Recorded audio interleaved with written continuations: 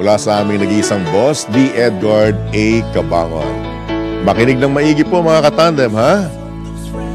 We do not need a perfect life to be happy. We just need to surround ourselves with people who love us for who we are. Think good, thank God, thank God. Thank God it's Friday. Have a relaxing weekend and God bless you. Napakaikli pero napakaganda at napakalalim na February Love Quote mula sa aming nag-iisang boss, D. Edgard A. Cabangon ng Aliw Broadcasting Corporation. Impormasyon, magkasama, magkasangka. Doble paglilingkod ng tamang balita at tamang impormasyon. Dapat talaga nakatandem na to. Makinig ng live sa DWIZ. Naka-live din sa DWIZ Regional Integrated News. Panoorin ang live sa Aliw 23 at i-follow na sa social media DWIZ, Facebook at YouTube. Tandem nina David at John. David Oro at John Ibanez. Magkakambal na pagseserbisyo sa bayan. Hatid ang mga balita na bagong-bago. Hindi OA. Diretsahang pagbibigay ng kailangang impormasyon sa bayan. Tandem nina David at John. Hatid ng nagbabalita ng tama, naglilingkod ng tama. DWIZ, Monday to Friday, 6 a.m. Muli narito ang headline sa inyong nag-iisang tandem ngayong araw ng Friday, February 23, 2024. Tandem! October deadline ng Senado para sa Economic Chacha iginiit. Tandem! Ano ka lang, 100 pisong dagdag sahod posibleng magresulta sa paglobo ng bilang ng mga walang trabaho. Tandem! DOH handa na laban sa banta ng Disease X. Tandem! DOJ naglabas ng 2 alert list order laban kay dating Congressman Teves. Tandem! COMELEC nagdeklara na ng nanalong bidder para sa 2025 midterm elections. Tandem! Sa balitang pangkalakalan, ekonomiya ng Pilipinas lalago ayon sa Moody Analytics forecast. Tandem! Balita sa ibayong dagat, bunsod ng pagbabago ng klima, Chile namimiligro sa panibagong wildfire. Tandem! Sa balitang showbiz, Mariel Padilla may pagluta drip session sa Senate office ng asawa. Tandem! At sa balitang sports, ang tabayanan ng ikalawang bahagi ng interview ni Anthony Suntay. Tandem! Nina David at John. David Oro at John Ibanez. Magkakambal na pagseserbisyo sa bayan. Tandem! Muli narito po ang detalye ng mga headlines na nanatiling sa Oktubre ang target na deadline ng Senado upang tapusin ang pagdinig sa Resolution of Both Houses No. 6 na isinusulong ang Economic Charter Change. Ito naman ang binigyang diin ni Senator Sani Angara, Chairman ng Subcommittee on Constitutional Amendments, sa kabila ng plano ng Kamara na 3 beses magsagawa ng pagdinig sa Chacha at tapusin ng mabilis ang deliberasyon sa nabanggit na panukala. Paliwanag ni Senator Angara, nakasaad mismo sa saligang batas na may 6 hanggang 70 araw para isagawa ang plebisito para sa binabago o mga pagbabago sa saligang batas matapos itong i-endorso. Dagdag pa ng senador, makatitipid sa gastos kung isasabay ang plebisito sa mismong 2025 midterm elections. Tandem! Sa ibang balita, nagbabala ang National Economic and Development Authority na makakaapekto ng negatibo sa inflation ang panukalang 100 peso legislated wage increase. Ayon kay NEDA Director General Arsenio Balisacan, makakaapekto rin ito sa ekonomiya at tataas ang bilang ng mga walang trabaho sa bansa. Dagdag pa ni Director General Balisacan, makakabawas ng 0.1 hanggang 0.5% sa gross domestic product ang aumento sa sahod. Depende kung paano pa ito anya ipatutupad.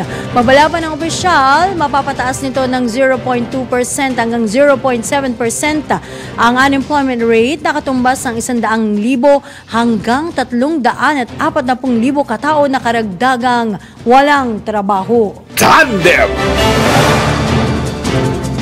Handa ang Department of Health sa anumang uri ng sakit na maaaring pumasok sa bansa. Ito naman ang tiniyak ni Health Deputy Spokesman Assistant Secretary Albert Domingo matapos iulat mismo ng World Health Organization na dapat maghanda ang buong mundo sa tinaguriang Disease X na posibleng mauwi sa pandemya. Sinabi ng DOH official na mayroon ng sistema ang Pilipinas dahil sa nangyaring pandemya na dulot ng COVID-19. Mayroon din na rin anyang joint external evaluation na ginawa ang DOH noong 2018 upang makapasa sa pamantayan ng WHO. Sa ngayon, nakabantay pa rin ang DOH sa posibleng alarm sign sa panibagong uri ng sakit na maaaring pumasok o tumama sa Pilipinas. Tandem! Sa iba pang balita, naglabas ang DOJ, Department of Justice, ng 2 alert list order laban kay dating Congressman Arnolfo Teves Jr. Ito'y kaugnay sa manoy pagpatay kay Negros Oriental Governor Roel Degamo noong March 2023. Ayon kay Justice Secretary Jesus Crispin Remulla, inilabas ang naturang kautusan upang higpitan ang paggalaw ni Teves at mapadali ang pag-aresto rito. Sa ilalim ng alert list order, inaatasan ng lahat ng immigration officers na i-report sa Philippine National Police, gayon din sa National Bureau of Investigation, ang lahat ng galaw ni Teves, papasok at palabas ng bansa, gayon din ang agarang pag-turnover sa pinatalsik na kongresista sa mga otoridad sakaling mahuli ito. Inilabas ang alert list order alinsunod sa court warrant kay Teves noong September 5, 2023 at ng Interpol Blue Notice na inisyu lamang ngayong buwan. Tandem! Iginawad ng Commission on Elections ang kontrata para sa vote counting machines na gagamitin sa 2025 elections sa lone bidder na Miro Systems, isang South Korean firm. Ayon mismo kay COMELEC Chairman George Erwin Garcia, matapos ang sinagawang demonstrasyon ng joint venture ng Miro Systems at ibang technical working group, nagdesisyon ng COMELEC Anbank na aprubahan ang rekomendasyon ng Special Bids and Awards Committee na ibigay na ang kontrata sa Miro. Sa ilalim ng kontrata, nakapaloob dito ang teknolohiya na gagamitin, pag-supply ng 110,000 na mga makina, mga ballot box, printing of ballots, laptops at iba pa. Bagamat limitado lamang sa pagrenta ng COMELEC ang mga teknolohiya at kagamitan ng Miro System. Kabilang din sa kontrata ang transparency audit count para sa 2025 elections. Tandem!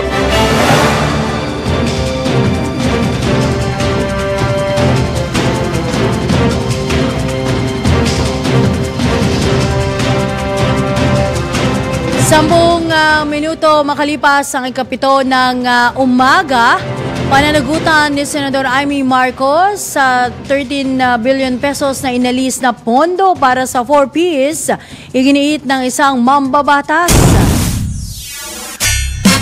Alamin natin ang kabuuang report hati ni Patrol 11, Tina Nolasco. Nais mapanagot ni Deputy Majority Leader at Tingog Party List Representative Jude Asidre si Senator Amy Marcos sa inalis na 13 billion pesos na pondo sa ilalim ng 2023 budget para sa mga benepisyaryo ng Pantawid Pamilyang Pilipino Program o 4Ps. Ito'y matapos aminin ng Senadora na siya ang nagtulak ng naturang budget realignment para sa 4Ps program ng Department of Social Welfare and Development o DSWD. Bunsod dito, naniniwala si Asidre na dapat magpaliwanag ang senadora sa kanyang mga nasasakupan at kung saan napunta ang nasabing pera. Git ng kongresista, hindi lamang kasi ito isang simpleng programa o proyekto at nasa 900,000 pamilya o katumbas ng 4.3 million na individual ang naapektuhan. Ito si Patrol 11, Tina Nolasco para sa impinang may todong lakas DWIZ, nagbabalita ng tama, naglilingkod ng tama. Kapag may bagong balita, naka-on air, agad-agad, DWIZ Patrol Report! Samantala, posibleng matapos na ang amihan ng mas maaga sa gitna na rin ng epekto ng El Nino phenomenon. Ito ang inununsyo ng Pag-asa kumpara sa naunang pagtaya na maaaring magtagal ang northeast monsoon hanggang Marso. Ayon kay Pag-asa Climate Monitoring and Prediction Section Chief Annalisa Solis, alamitan na nagtatapos ang amihan hanggang unang bahagi ng Marso. Dagdag pa ni Ma'am Solis, nagtapos ang northeast monsoon ng Marso 21 noong nakaraang taon. Tandem! Aabot naman na sa 109 million pesos ang halaga ng pinsala sa mga tanim na palay at mais sa lalawigan ng Antique dulot ng El Nino phenomenon. Naitala ang pinakamalaking pinsala sa 8 bayan sa nasabing probinsya, kabilang dito ang Hamtik, Patnongon, Valderrama, Aninii, Tubias, Fournier, San Jose at Sibalom. Batay sa datos, sa abot sa 3,000 mga magsasaka at tinatayang higit 3,000 hektarya naman ng mga palay ang apektado ng matinding init ng panahon. Kaugnay nito ay pinag-utos na ni Governor Rodora Cadiao sa Office of the Provincial Agriculturist na i-monitor ang laki ng pinsala upang agarang matulungan ang mga apektadong magsasaka. Tandem! Tinanggal na ng lokal na pamahalaan ng Negros Oriental ang total ban sa pagpasok ng mga buhay na baboy at pork products sa lalawigan. Ito ay alinsunod sa ibinabang Executive Order No. 10 ni Negros Oriental Governor Manuel Sagarbarria noong Miyerkules na nagpapahintulot sa pagdadala ng buhay at karneng baboy sa probinsya. Kaugnay nito, kumpiyansa si Governor Sagarbarria na ang naturang hakbang ay muling magpapasigla sa ekonomiya ng lalawigan matapos maapektuhan ng outbreak ng African Swine Fever.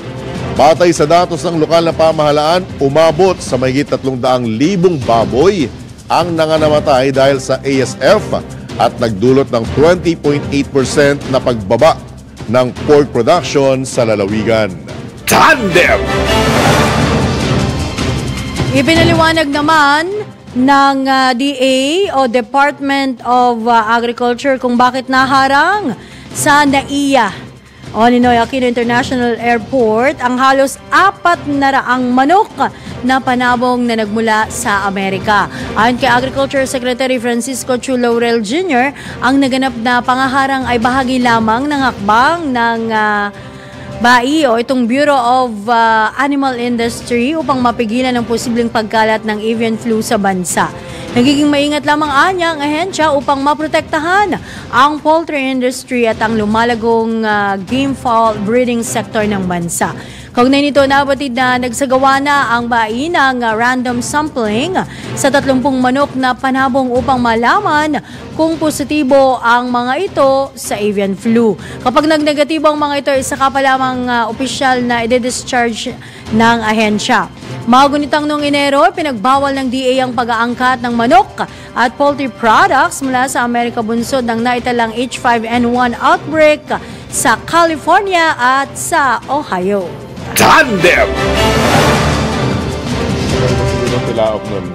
Paano kaya? Ano normal? Amerikano. Sosyal? Uncle sa Mampeg talaga, no? Sa oras na 16 na minuto na makalipas ang ikapito ng umaga, muli tayong tumanggap ng pag-uulat mula sa labas ng himpilan. Mga lugar na pagdarausan ng malawakang kilos protesta kaugnay sa anibersaryo ng People Power, tukoy na ng PNP. Detalye mula kay Patrol 17, Jopel Pelenio. Nakalatag na ang preparasyon ng pambansang pulisya para sa February 25 People Power Anniversary. Ayon kay PNP PIO Chief Police Colonel Jane Fajardo, tukoy na nila ang mga possible areas na inaasang dudumugin ng mga Pilipino na makikiisa sa kilos protesta o demonstrasyon. Payag ni Colonel Fajardo, sa katunayan nakahanda na ang kanilang mga tauhan sa Cebu upang magbigay ng seguridad sa araw ng selebrasyon ng People Power ngayong darating na linggo. Aabot aniya sa higit kumulang 2,500 na PNP personnel ang ipakakalat ng Police Regional Office o PRO7 sa mga lugar na paggaganapan ng mga kilos protesta. Layon ani Colonel Fajardo na makontrol ang dami ng crowd na magsasagawa ng demonstrasyon at mapangangasiwaan ng maayos ang daloy ng trapiko. Dito naman sa Metro Manila, papalo aniya sa 6,485 police personnel ang kanilang i-deploy sa identified na mga rally points and areas. Ito si Patrol 17 Chopel Peleño para sa impilang may todong lakas, DWIZ, nagbabalita ng tama, naglilingkod ng tama. Kapag may bagong balita, naka-on air, agad-agad, DWIZ Patrol Report. Samantala, sa oras na alas 7:17 ng umaga, excited tayo dito, Tandem Syempre. John. Aba, Ano na ba ang nasa bagong linya po natin, nasa linya po natin si Health Undersecretary Eric Tayag. Yusek, good morning. Welcome po sa DWIZ at sa Aliw Channel 23. Magandang umaga, Judith. Magandang umaga, John. Good morning po, Yusek. Long time no here. Kamusta na po? Mabuti po at kakaiba ang inyong paanyaya sa amin sa kagawa ng kalusugan sa pag-uusapan natin ngayong umaga. Alright, gusto lamang po namin malaman, magkaroon ng confirmation. Ano po ba yung tinatawag na Disease X, Yusek Tayag? Pinabahan kami dun, Yusek. Okay. Unang-una, wala pong CIS-X. Ngayon, lilinawin ko yan. Yun. Noong 2018 po, sa pantahan ng marami, bago pa tayo nagkaroon ng pandemya sa COVID, Opo. may tanong po sila, posible kaya magkaroon ng sakit na uusbong sa hindi pa kilalang mikrobyo? O, sapagkat lahat ng pagtutukoy ay maaaring mangyari. At nangyari nga dito sa SARS-CoV-2 na naging pandemic nga, mas binilisan po ang pag-aaral tungkol dito. So, ang Disease X ngayon ay kumakatawan, maaaring maging sakit sa hinaharap na hindi natin alam kung ano ang mikrobyo na panggagalingan po dito. Subalit, dahil sa malaswak po ang kaalaman ngayon ng siyensya na ang maaaring mikrobyo na baka maulit yung pandemic ngayon ay manggagaling sa mga viruses.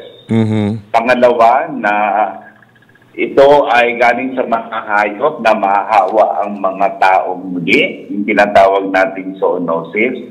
At kung magkakaganon man at magiging sanhi ito ng pandemic, ito ay nakakapanghawa through the respiratory route. Ibig sabihin sa ating paghinga, at pag may inuubo, may umahatsin, ay kakalat kaagad yung sakit. So, yan ang Disease X.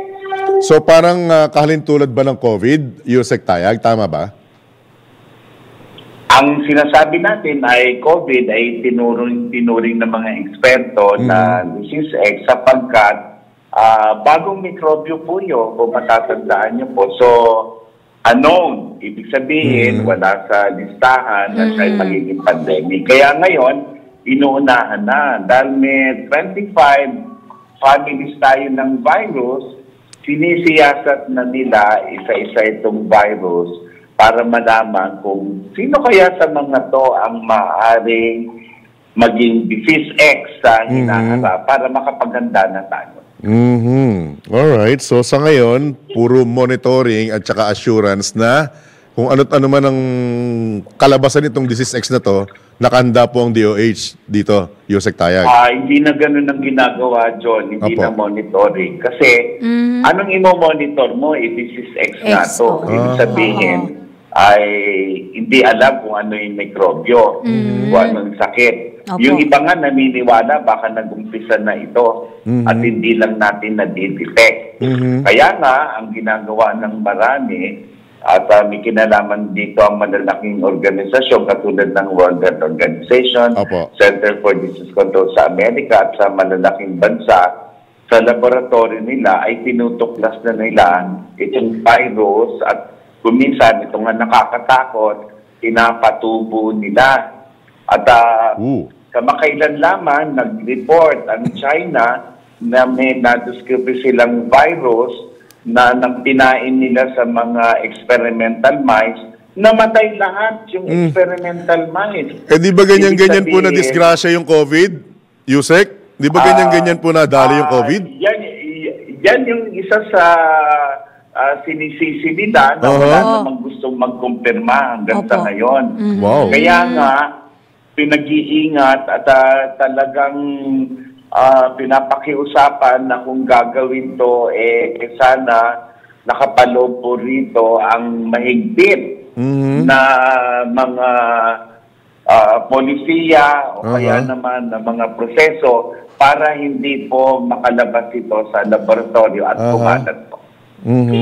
Alright. Siyempre, kasama na rin doon ang usapin na baka ito ay gawing intentional, gamitin sa masamang hangarin at gawin ay hindi po hinahayaang dapat mangyari. Biochemical ba ang tawag doon? Warfare? Yeah, bioterrorism po. John, tama po. Opo. Wow. Alright, so para sa inyo po ba, Yusek, sorry, Tandem Judith, normal lang ba or tama lang po ba yung ginawa ng WHO na maaga pa lang i-warn na ang mga bansa sa buong mundo?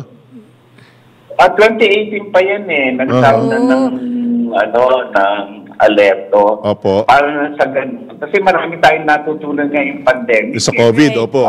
Bago natin nakukumpirma, ang tagal-tagal. Yes. So, ang mga nasa pinggan natin ngayon, kung tatawagin natin yan sana handa tayo na pag dumating yan, self-testing lang, malalaman na kaagad. Hindi na yung kailangan ka pumunta sa laboratory. Number 2, may pangako sila na kung bakuna magiging pagtapat dyan sa Disease X, sa loob lamang ng 100 araw, meron na kaagad na bakunang magagamit. Mga ganun pa. So, pangatlo, nangangamba dahil sa ang diseases ay maaaring makapanghawa dahil sa ubo o kaya hatching, mangangailangan ng mask, nag-slow down ngayon yung paggawa ng mask. So baka mamaya dumating yan, wala na naman tayo magamit na mask. Yun na naman nga, oo. Alright. So talagang parang magiging way of life na talaga, bahagi na lang way of life. Paalala lang yun na marami nga nagtatanong kailan ba yan? Next year, 5 taon mula ngayon. May kalahati nagsasabi na nangyayari na yan, hindi pa natin alam. Yung iba naman, sa mga susunod na taon, baka 39% ang probability, merong kasunod ditong COVID pandemic. Wow. Magkaganon man, hindi pwedeng sabihin natin na wag sana, kundi paghandaan. Alright. Kung handa tayo, ang sagot doon ay oo. Pero kung ang tanong ay handang-handa ba, medyo hindi. So, kailangan pagigihan natin para pag dumating yon, tayo ay hindi lamang handa, kundi handang-handa. Na pwede na natin sabihin, Yusek, tayag ng sabay-sabay ng mga Pilipino, stop! Kung pwede lang, no, Yusek? Yan ang gusto ko kay Jan ganun baling. Kaya tuwan-tuwa ako pag iniimbita mo ako sa interview Hindi, sana lang kasi ganun, di ba? Gusto niya. Para bang niya may traffic police. Yusek, gusto po, Yusek, gusto po kasi ni Tandem John, baka meron na kayong bagong dance step. Dance moves. Para dito sa Disease X. Baka mamaya, baka ganun tayo. Ganun, exo. Yung sayaw, wala. Stop! Anyway. Kayo talaga. Other topic. Pero hindi, dito, dagdag lang. Okay. So, kailangan nating maging ready. Hindi natin alam kung nandyan na ba o kailan mangyayari. So, ano yung pinakamagandang gawin pa rin natin? Pag may napansin tayong kakaiba, may nagkakasakit yan, hindi matukoy kung anong dahilan nun, report ka agad. Ayun. O kung may nangyayari sa mga hayop, biglang nagmamatayan, i-report ka agad. Para na sa gano'n, naagapan natin. So, pero hindi pwedeng yung pag may napansin, ay ano lang yan, ordinary Oo, lang ordinary yan. lang. Pwede. Hayaan nyo yung Oo. mga Otoridad, expert, magsabi right. kung yan ay ordinary o kailangan hudyat siya para maging handa tayo. O kaya naman, mga susunod na pangyayari. Opo, o kaya naman, Yusek, hindi natin pwede sabihin, ay, isolated case lang yan. Mga tipong ganun, no? Hindi pwede. Oo. Kaya kami, pag may nire-report sa amin, antimano, ina-actionan na kagad. Yun. Kasi mahirap na yung mahuli tayo. Correct. So, Alright. patuloy pa rin kami magmamask talaga, no? Yusek. Diba?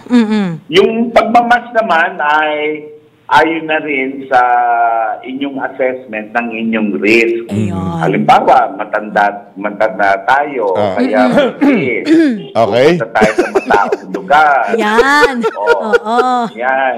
Yan, kailangan niya double mask. Si Ako? John Ibanez? Binalikan ka ni Yusek. Kala mo, Tawagin natin tandem mask. Anyway, bago pa namin pakawalan, sasamantalahin na namin. Yes. Kasi we understand, noong mga unang panahon or mga unang interview, mukhang okay si Secretary Herbosa. Ted, oo. Ted Herbosa, tama, no? Yes. Sa medical marijuana. Ano po ba? Kasi parang ngayon lumalabas mukhang Ayaw pa rin, hindi ayaw pa pa rin rin ng DOH eh. Ano po ba talaga, Yusek Tayag? Tuloy-tuloy yan sapagkat nakikinig kami sa maraming sektor. Bagamat sa ibang bansa, sinasang-ayon na yan, katunayan marami nang gumagamit yan. Opo. Ang tinitimbang namin ay baka maabuso, lalo Correct. na merong kultura tayo ng diskarte. Yan. Okay. Correct. Oo, di ba? Inayaan mo, binigay mo isang kamay, ayan gusto, buong Buong katawan, oo. Alright. Oo. So, tinitimbang po namin. At sana makapaghain kami ng isang rekomendasyon na magbibigay sa atin ng kalma lang at hindi naman pakikinabangan ng marami pero hindi malalagay sa pakanib ang mas nakakarami. Opo. May share ko lang kasi Kasi yun. ang sinumpaan namin, first, do no harm. So kahit na maganda po yan, pero kung makakasama, ay hindi po dapat ipaintindi. Yan. Oo, tama. Kasi maaring pag halimbawang pumasa itong medical cannabis, makasunod na i-request naman nila for recreational, di ba, Yusek Tayag? Yung mga gano'n, yung binigay mo yung kamay, tapos susunod yung braso na. Alright. Nasa inyo po. Go ahead, meron pa. Okay na. Okay. Maraming salamat. Nasa inyo po, Yusek Tayag. Baka may karagdagan pa po kayong gustong ibahagi. Go ahead, sir. Okay, tag-init na po at meron pa rin pong threat ng El Nino. So, ang ating pag-iipon ng tubig at hindi paglulustay sa supply ng tubig makakatulong po. Importante po ang tubig sapagkat marami po sa atin ay maaaring makaranas ng heat stroke at wag na sana mangyari, medical emergency po yan. Ang Department of Health po nakaantabay sa aming mga ospital at nakapaganda na po dito. Maraming salamat. Yusek, as always, maraming salamat. Thank Good you, morning. Yusek. God bless Good po. morning po. Good morning. Good morning. Alright. Yan po mga katandem, ang laging masaya Oo. na hindi nawawala ng Alam mo, bagong iyahayag. naiisip ko lang, Tandem John, baka bigla tayong bulagain netong si Yusek eh. Sabi niya kanina, wala mo ng dance steps eh. Baka mamaya bukas meron na. Baka mula dito sa interview, no? Tayo. Kasi pinakita Oo. yung ganun eh. Yes, nako. ganun eh. Alam na. Again po, yan po yung ating nakapanayam ay si Health Undersecretary Eric The Dance Move Tayag. Oras! 31 minuto na makalipas ang ikapito ng umaga. Ina David at John. David Oro at John Ibanez. Magkakambal na pagseserbisyo sa bayan. Tandem. Sa oras na 35 minuto na po makalipas ang ikapito ng umaga, muli tayong tumanggap ng pag-uulat mula sa labas ng himpilan. Ito pong DSWD masaya dahil po sa nakamit nilang mataas na public satisfaction rating. Alamin natin ang buong detalye mula kay Patrol 30, Jelly Mendez. Ikinatuwa ng Department of Social Welfare and Development ang mataas na public satisfaction rating matapos mapabilang sa top spot ang departamento sa isinagawang tugon ng masa survey ng Okta Research Team. Batay sa survey na ikinasa noong December 10 hanggang December 14, 2023, nakakuha ng 86% na public satisfaction rating ang DSWD. Pangatlo naman ang departamento sa pinakamataas na nakakuha ng public trust rating na mayroong 82%.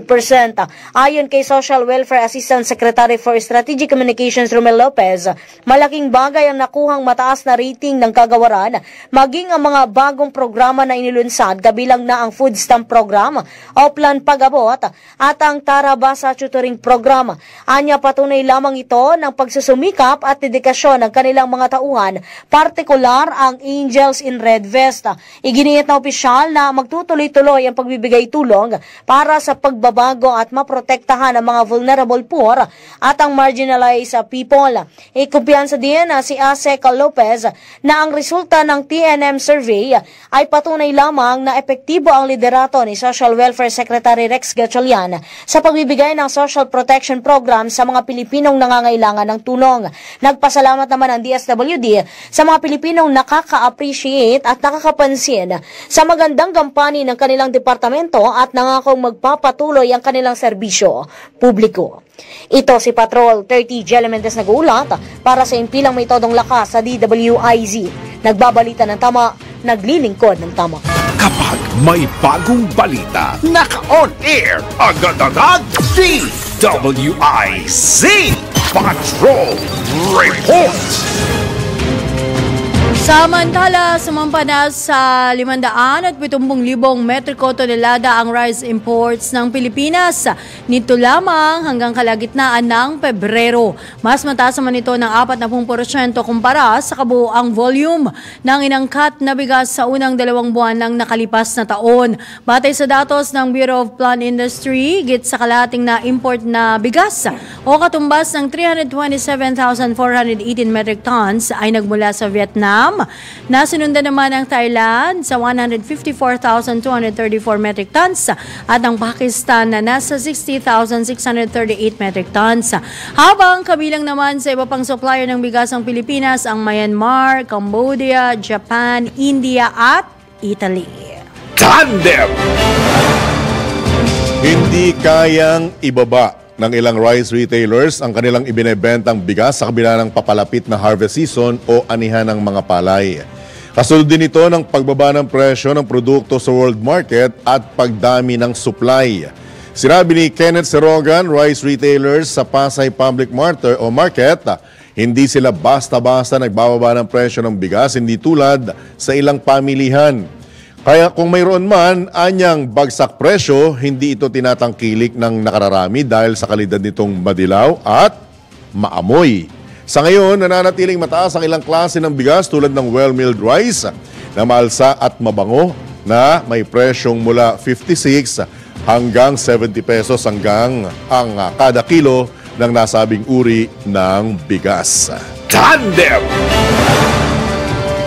Samantala, nagtalaga ng mga bagong opisyal ng BAI o itong Bureau of Animal Industry sa Agriculture Secretary Francisco Chu Laurel Jr. Isa na rito ang Chief Agriculturist na si Enrico Miguel Capulong na itinalaga ni Secretary Laurel bilang Officer in Charge Director ng BAI. Habang itinalaga rin ang kalihim si Romeo Manalili bilang Officer in Charge Assistant Director ng ahensya. Tandem! Samantala, tiniyak ni Vice President at Education Secretary Sara Duterte na sumailalim sa wastong konsultasyon ang desisyon ng DepEd na ibalik ang lumang school calendar sa mga pampublikong paaralan. Ayon kay VP Sara, unang kumonsulta ang DepEd sa mga guro, stakeholder, magulang at mga estudyante sa National Capital Region bago sumangguni sa iba pang rehiyon sa bansa. Batay sa naging konsultasyon, marami anya ang pabor sa unti-unting paglipat sa June-March school calendar. Gayunman, tiniyak ng DepEd na hindi maaantala ng gradual transition ng academic calendar ang pagkatuto ng mga mag-aaral. Tandem!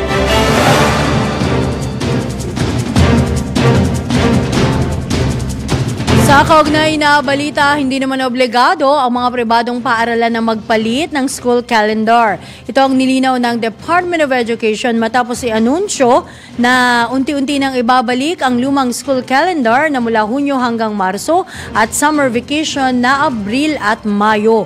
Sinabi ni Education Assistant Secretary Francis Bringas na may ilang pribadong paaralan na ang nagbukas ng klase noong Hunyo at Hulyo para sa school year 2023-2024. Meron din naman anyang nagbukas ng school year noong Agosto, kasabay ng pagbubukas ng klase sa mga pampublikong paaralan. Una lang nilabas ang DepEd order na nagtatakda ng end of school year sa Mayo at 31 na nakasaad rin ang school break ngayong taon na magsisimula naman ng Hunyo 1 at magtatapos ng Hulyo 29. Habang ang school year 2024-2025 naman ay magbubukas sa Hulyo 29, 2024 o July 29, 2024 at magtatapos sa May 10, 2025. Tandem! Video indulgence, tandem date mga katandem. Yes. Medyo nakalilito, ano? Kasi kung iisipin mo, ang declaration ng DepEd, public schools. Yes. Wala silang order sa mga private schools, right. Paano ngayon kung halimbawang magkakaroon ng bagyo sa kalagitnaan ng pag-aaral o ng pasukan, paano ang deklarasyon yan? No nga. Diba? Kung yung mga walang pasok. Both private and nakadepende sa school admin. Di ba sinasabi nga ganun eh, tsaka sa local official. Pero ang isang magandang nakikita ko dyan, mababawasan ng traffic. Alam mo kung bakit? Kasi hindi sabay-sabay ang mga estudyante papasok. Okay. Napag-isip-isip ko lang sana maging maganda yung resulta. Kasi ako unang-una binabasa ko yung schedule sa taon pa lang at saka buwan ng pagsisimula at pagtatapos, nalito na ako eh. Oo nga eh. Buti nilang college na yung bunso ko. Ang inaalala ko dyan, yung isang papausbong na estudyante. Elementary, yung 2 years no? old. Yung isa? Tago natin sa pangalang Mia. Arlene. Ay, naku, baka sabihin na ayoko pumasok, may bagyo ko, wala. Parang ang bagyo yun eh. Pag tinanong mo ngayon, oo. Bukas, no. Kanino kayo nagman? Ay, nako. Anyway. Meron pa tayo isa pa. Isa pang pag-uulat. Oo. Sige, sa oras pang alas 7:43 ng umaga, 51 pesos na halaga ng premium rice. Nagulat ako bigla, premium rice eh, no? Mabibili na daw sa Marikina Public Market. Live on the spot yan, ha? On the spot! Oo, syempre! Go, go, go! Patrol 30, Jelly Mendez. Yes, Idol, patuloy nga na dumarami ang supply ng bigas sa mga pamilyan sa Metro Manila kasunod ng mga bagong ani mula sa mga palayan at pagdating ng mga imported rice mula sa Southeast Asia gaya na lang ng Thailand. Ito ang isa sa dahilan kung bakit bumababa na ang presyo ng bigas sa merkado. Sa Marikina Public Market, nasa 51 pesos ang kada kilo ng pinakamurang premium rice habang 62 pesos naman ang kada kilo ng pinakamahal o mas magandang klase nito. Nasa 55 pesos naman ang per kilo ng pinakamurang fancy rice. Ay mga tinatawag na old stock rice gaya na lamang ng Laon at ang Sinandomeng, habang 66 pesos naman ang presyo sa kada kilo ng pinakamahal na uri nito. Samantala, bumaba din ang presyo ng brown rice na nasa 58 pesos na lang ang kada kilo mula sa dating 60 pesos hanggang 67 pesos per kilo. Sa Pasig City Mega Market, mababa na rin ang presyo sa kada kilo nito na nasa 50 pesos na lang para sa well-milled rice mula sa dating 52 pesos hanggang 54 pesos per kilo. Una nang inayag ng Department of Agriculture na asahan na ang pagbaba sa presyo ng bigas dahil na rin sa pagsisimula ng anihan sa mga lalawigan. Umaasa naman ang mga rice vendor na magpapatuloy pa ang produksyon o supply ng bigas para na rin sa mas matatag na presyo nito sa merkado.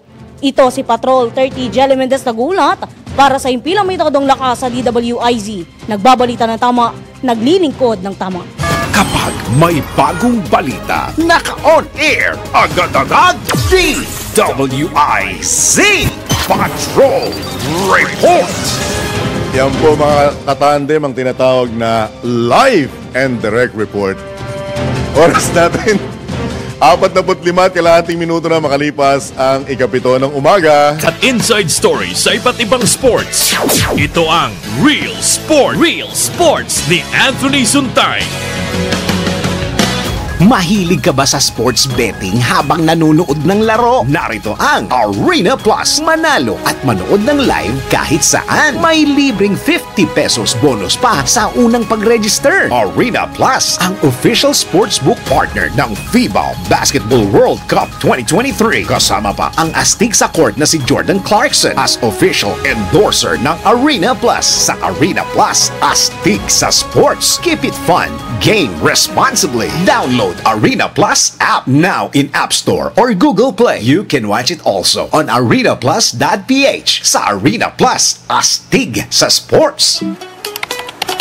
Oh, ano yan? Share naman. Dad was telling me about the Toyota Innova. Oh? Han, I like the features kasi mukhang sporty yung exterior at premium yung interior. Oh, I heard meron din reverse cam and clearance and back sonar sa V&G grades. So convenient. Plus may Apple CarPlay and Android Auto with the E-grade. So I'm super excited. I'm telling you, this premium MPV works for families and big groups. So what are you waiting for? Visit www.toyota.com.ph to know more. Magandang umaga. Ngayon, part 2 ng ating interview with Minnesota Vikings safety Cam Bynum. You know, I also heard you're having Elijah Hicks joining you for this event. Yes, so Elijah Hicks and my other teammate from college, Jalen Hawkins. So adding two more NFL players here. They're two of my closest friends, and we went to college for 4 years together. So all of us, we couldn't have done this and got to this point without each other. So being able to have more NFL players to bring more recognition and more knowledge to the community here in the Philippines, it's huge. So yeah, having Elijah, like you mentioned, is that's a full circle moment because we were roommates in college. We worked so hard to get here, and we've always had a goal of giving back to the people that helped us and just people overall. So this is a big deal for us being able to do this. You know, I'm curious, is this something that you plan to do every year? Because right now, the one in Cebu is going to be the second. Yes, so yeah, we plan on doing more than one per year. So we'll be back in Manila again, most likely, for another camp in June. That's the plan. So really, whenever we have time to plan and time to get resources to be able to put on a camp, we're going to do it. So that's why I purposely didn't name it first annual, second annual camp. We want to do it more than once a year. So that's where the mindset of Volume 1, Volume 2 came from. We don't want to settle with just doing one per year. That's perfect. That's really good to know. Before we let you go, we want to talk about the season coming up. Of course, it's still in September. But what are you and the Vikings looking forward to when the season comes around? We look forward to just playing again. Off season, you're itching to get back out there on the field, and especially after last season coming up short, making the playoffs, we want to come in and first of all make the playoffs, win our division, and go to the Super Bowl. That's everybody's goal, but it has to start small with your off-season training. So my mindset isn't even thinking about season quite yet. I'm just thinking of how can I get better during this off-season and find things to improve on. But overall, I'm excited for season. I can't wait to just go play our regular season and make it through postseason and make it to the Super Bowl. That's the goal. That's the mindset. And we don't want to settle for anything less. Okay, you enjoy the Philippines. Thank you so much for the time and all the best. And I hope to talk to you soon, especially when you come back in Manila in June. Yes, sir. We will for sure. Thank you. Nice to meet you. Para sa Real Sports, ito po, si Anthony Suntay. Sa wakas, nandito na ang pinakaabangang Paskong panalo ng Clean Fuel. Gas up worth 1,000 pesos of fuel products, single or accumulated receipt, and get a chance to win a brand new Toyota Raze, Vespa motorcycle, 1-year free fuel, and many more. But wait, there's more! Sa kada karga tuwing Sunday, simula ng promo, may Sunday double your raffle entry ka pa. Kaya mag-download na ng bagong Clean Fuel Rewards app. Dahil sa bawat karga mo, siguradong panalo ka. Promo period, November 10, 2023 to Feb 22, 2024. Per DTI Fair Trade Permit Number, FTB 179864, Series of 2024. Mula sa Photon, ang malakas at dumadagundong na Photon Thunder Pickup. Mapapalingon ka sa tikas at porma. Photon Thunder Pickup, malakas na, matipid pa. May reverse camera, touchscreen infotainment at electronic parking brake, leather seats, at alloy wheels. Ang starting SRP ay 980,000 pesos only. Punta na sa pinakamalapit na Photon dealership o mag-message sa Photon Philippines Facebook page para sa iba pang detalye. Photon Motor Philippines, 16 years of empowering the Filipino business. Mukhang kailangan ko na naman palitan ng bubong ko, pare.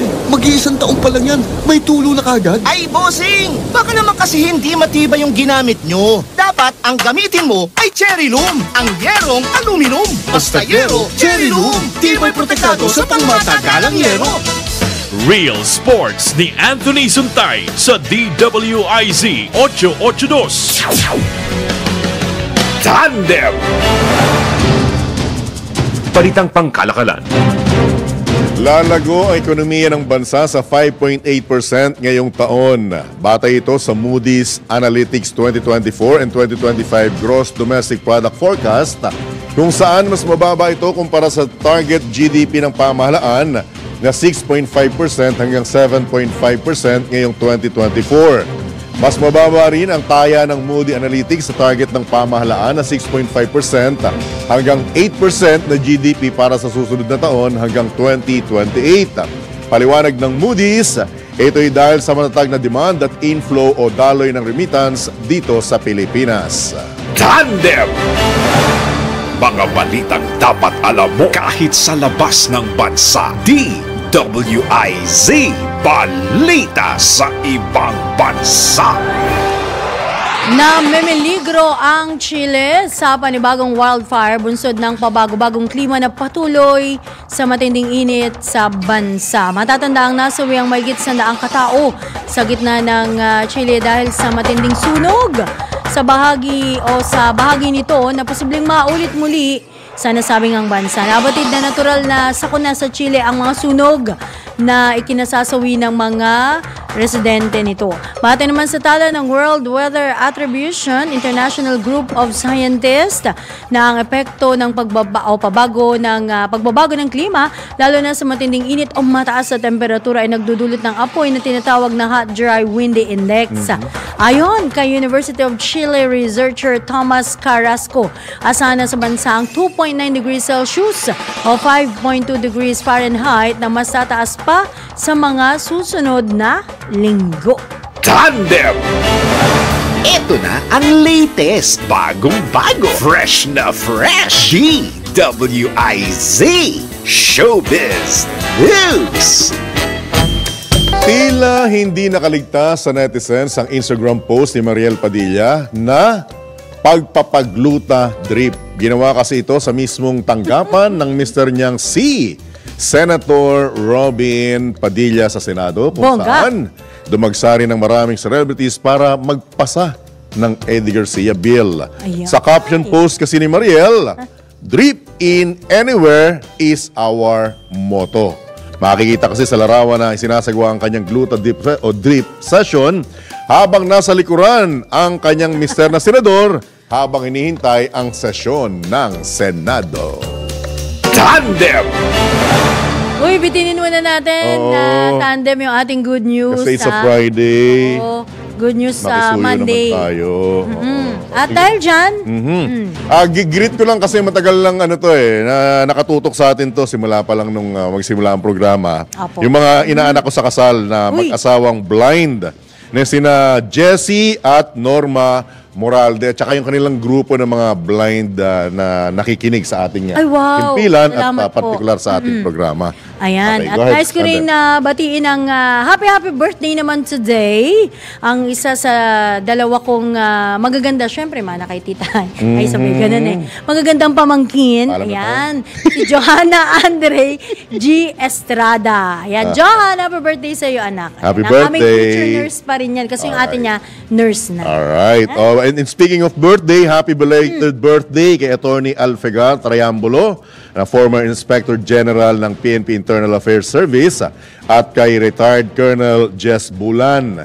Ang greetings mula sa Batang San Miguel retired General Charles Calima at retired General James Brillantes, Security Manager SMC Security Council. Belated happy birthday sa inyong lahat. At sumayin nyo naman po isa pang edisyon ng inyong nag-iisang tandem. Dito po lamang yan sa DWIZ. Nagbabalita ng tama. Naglilingkod ng tama. Kami po ang inyong mga naging tagapaghatid balita, Johnny Ibanez. At sa pangalan ni David Oro, ako po ang inyong lingkod, Judith Estrada Larino. At susunod na po ang palatuntunang Karambola. Ingat mga katandem. Happy weekend! Woohoo! Balita at impormasyon magkasama, magkasangka. Doble paglilingkod ng tamang balita at tamang impormasyon. Dapat talaga nakatandem na to. Makinig ng live sa DWIZ. Naka-live din sa DWIZ Regional Integrated News. Panoorin ang live sa Aliw 23 at i-follow na sa social media DWIZ Facebook at YouTube. Tandem nina David at John. David Oro at John Ibanez.